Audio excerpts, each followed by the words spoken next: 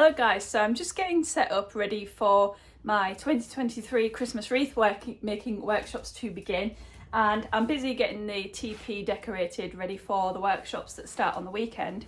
And the other day I just made these giant hoops. As you can see, they're pretty big. They are made from fresh willow that I grow here on the farm. I just cut the willow whips down, stripped some of the majority of the foliage off, and then I weaved them into a hoop. If you want to see how I weave willow hoops, then I have a video already on my channel. I'll put them in the banner up here and you can watch that.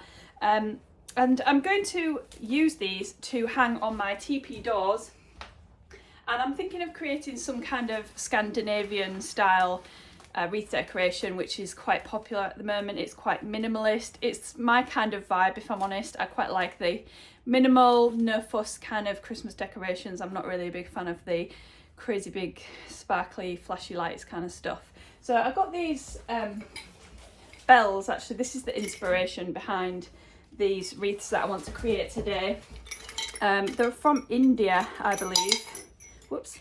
So I'm thinking of hanging these up with some twine just on the wreath, and I'm going to mainly be using conifer today to make these wreaths.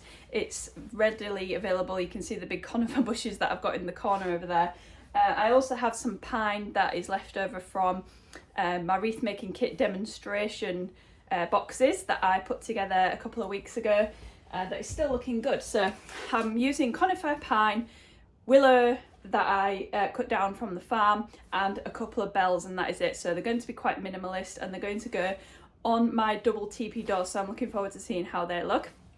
And I just thought I would take you along with me and show you how I'm making them today, which is pretty straightforward. So I'm not bothering with putting any moss or anything on these hoops because I think this is just going to last forever. It's not going to be kind of too damaged. If it looks rubbish, I'll take it down and redo it, but I don't think that with the weather being cold like it is at the moment, I don't think I'm going to need it. So I'm just going to take a reel wire, which is readily available on Amazon, etc. I'll put a link down in the description to that.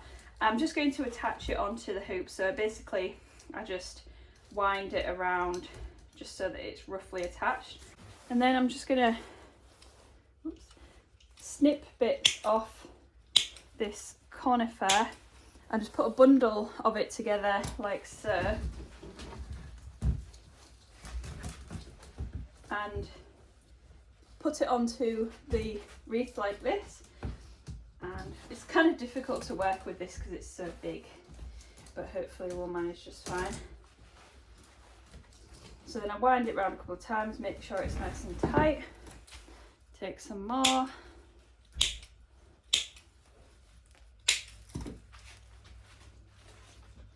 And I'm not really looking for a real thick or full look because I kind of think the Scandi look is kind of minimalist, so we're sticking with that. And I'm not even trying to be too perfect with the way that it looks, so we'll see how it looks at the end.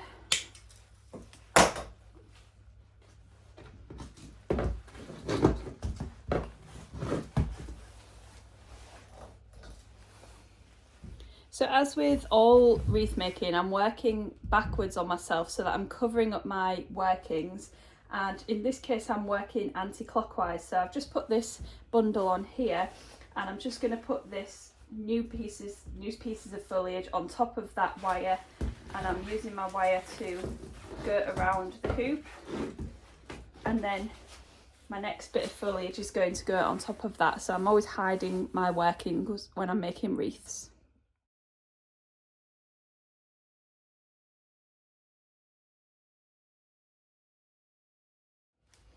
Okay, now I've just put my final bundle onto the wreath, and I'm just going to cut the wire here at the back, and then just find a place to thread it round a few times to secure it in.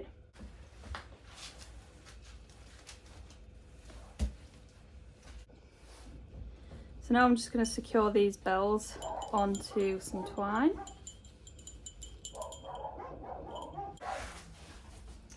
So now I'm just going to attach these onto the hoop.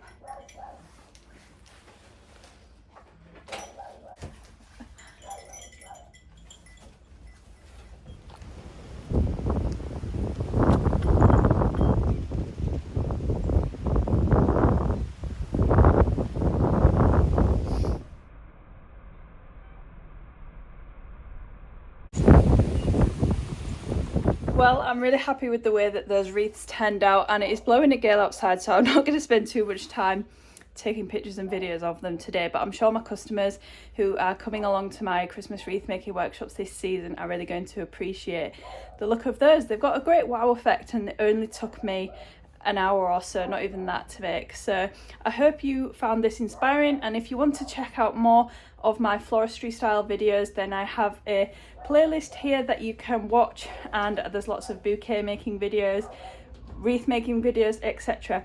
So I hope you enjoyed this. Thank you, and I'll see you again soon. By the way, if you would like to purchase a wreath making kit, then there are still some available on my website. They are selling out, and there's only 7 of the dried flower kits left, and I am going to stop taking orders this Friday for delivery on the following Monday, so I will be shipping a week today on those wreath making kits. There are 3 different styles to choose from. There's a traditional kit with red velvet ribbon, orange slices, pine cones and cinnamon sticks. There's a dried flower kit with dried materials, dried here on the farm, and a velvet ribbon.